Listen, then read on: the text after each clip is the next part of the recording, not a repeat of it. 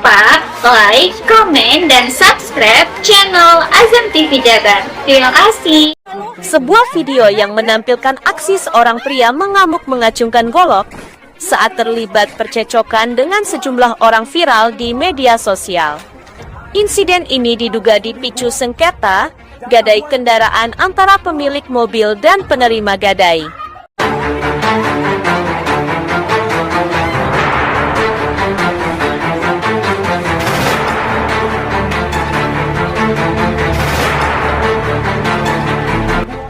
Tampak dalam rekaman video, seorang pria terlihat mengacungkan golok sambil berteriak saat terlibat percekcokan dengan sejumlah orang.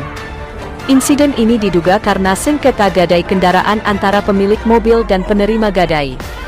Percekcokan ini diduga di saat pemilik mobil bersama mediatornya datang ke rumah penerima gadai untuk menyelesaikan persoalan gadai.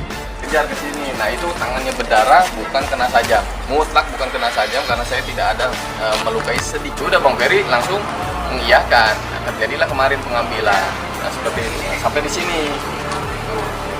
sini, Bang Ferry langsung diam di sini. Saya juga marah juga sama Bang Ferry kan, di media juga banyak. Ferry megang di sini. Nah si ibu yang punya mobil udah ada di dalam, itu dikunci. Namun, penyelesaian gadai antara kedua belah pihak berujung buntu, sehingga percekcokan pun terjadi. Atas kejadian viralnya video tersebut di media sosial dari kedua belah pihak akhirnya angkat bicara. Berikut keterangan dari kedua belah pihak yang terlibat percekcokan antara mediator pemilik mobil dan penerima gadai. Bisa dijelaskan Pak, untuk terjadinya keviralan di video itu kronologisnya seperti apa sih? Assalamualaikum warahmatullahi wabarakatuh. Saya Ferry Alexa. Saya pemilik dari platform Alexa and Partner. Jadi perihal yang terjadi viral ya kemarin itu yang saya juga sempat lihat lah videonya yang direkam oleh Bu Puji. Jadi ceritanya Bu Puji itu datanglah pada malam hari sebelum terjadinya peristiwa tersebut, minta tolong sama saya, menyampaikan bahwa ada unit yang dia gadaikan 25 juta, cuma pihak inisial R ya sebagai penerima gadai meminta tebusan 80 juta. Nah setelah saya klarifikasi ternyata adanya kerugian imaterial yang diakui oleh saudara R yang harus diselesaikan oleh Bu Puji dan Pak Slamet sebagai pemilik unit. Nah di mana kerugian itu sumbernya menurut saudara R dan saudari D ya, istrinya itu karena sempat beredarnya foto dan KTP-nya saudara R beserta istri pada saat dia melihat di WA. Jadi di grup WA itu tersebar gitu kan, nggak isinya kurang lebih si ibu dan bapak mencari keberadaan mobilnya lah. Nah karena tidak keluar gitu kan, pengacara tidak juga datang, ya Pak Slamet memutuskan untuk masuk ke dalam mobilnya. Pak Slamet menggunakan kunci cadangan kan, karena itu mobil miliknya kan, dia punya kunci cadangan. Dia berusaha buka kuncinya tapi tidak terbuka, ya kan, karena di dalam juga pencet juga, jadi pencet-pencetan berdua itu. Karena nempel tembok terlalu tipis ya nggak bisa, ya saya lewat depan, ya kan ada sedikit naiklah ke mobil akhirnya untuk membuka. Pada saat pintunya berhasil dibuka lewat kuncinya, Pak Slamet masuk ke dalam. Yang saya duga itu ya pasti keluar lah, yang pasti keluar. Nah pada saat keluar itu ya sudahlah, biar selesai pada saat itu, bayar gitu kan, negosiasi awal sedikit, tawar menawar, silahkan lah antara pihak penggadai dan penerima gadai bicara lah di situ. Tapi ternyata kaget juga saya, keluar bawa golok. Ya, pada saat keluar bawa golok ya seperti yang terlihat ya di video, ya saya diam aja. Ya sebenarnya saya shock juga, saya pikir keluar mungkin saya dipukul gitu kan. Ya saya ikhlas lah, yang penting persoalannya pada selesai. Ternyata bawa golok, saya sempat kaget gitu kan, sempat ya diarahkan ke saya, terus diarahkan juga ke rekan-rekan pengacara, sampai terbirit-birit lari semua. Tapi saya tetap di situ, justru saya berusaha meredakan lah, jangan sampai nanti ada yang menyesal. Terus pada saat golok itu diancamkan ke saya, terus ke rekan-rekan pengacara.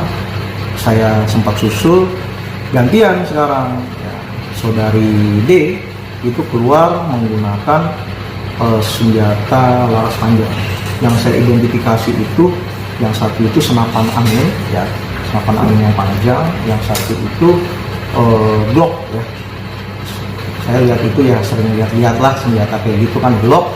Cuma saya tidak tahu apakah itu airgun, apakah itu memang beneran Glock. Tapi memang ya beberapa kali meminta ya saya untuk pergi ya kan, dengan ditodongkan gitu ke saya, dan saya tetap tenang aja kan. Di medsos kan bahwa di narasinya bahwa abang melakukan pengancaman dengan golok. Betul. Itu gimana bang sebenarnya?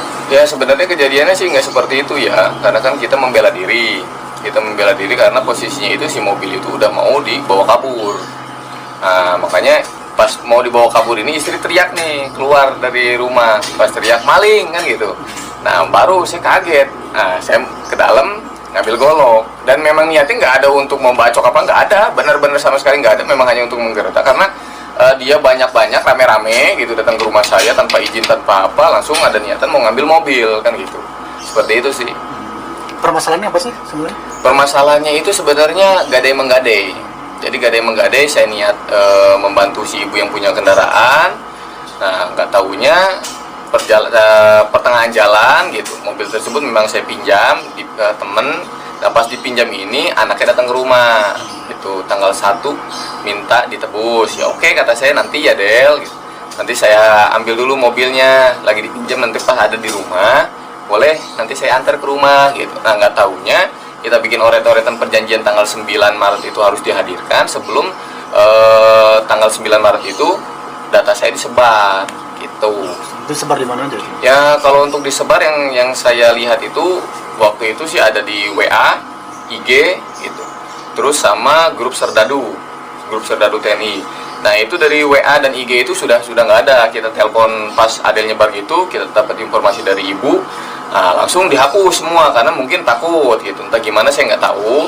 Nah setelah itu saya dapat gambaran screenshotan itu dari pihak grup Serdadu. Nah kalau gadai itu 25 juta, memang beliau juga butuhnya segitu karena ada apa ya, ada mau penutupan apa kur ya, dia mau nutup kur pas puasa itu, minjem dana segitu, ya udah saya kasih. Nah cuman ada denda 20%. Denda 20% itu kalau ditebusnya lebih awal, kan perjanjian 2-3 bulan. Nah kalau sampai ditebusnya sebelum 2-3 bulan itu kena denda 20%, jadi 5 juta, jadi katakanlah 30. Nah kenapa bisa sampai di media sosial itu sampai 80 juta? Nah, itu kerugian imaterial saya, kan di captionnya itu 25-80 dengan kerugian itu imaterial. Nah imaterial ini apa ya? Imaterial itu tadi yang data saya disebarkan, apalagi saya sampai dipanggil sama pihak kepolisian 3 kali dengan tuduhan 1 penggelapan mobil, 2 pemerasan, dan 3 itu pengembangan untuk mediasi. Nah ini buktinya.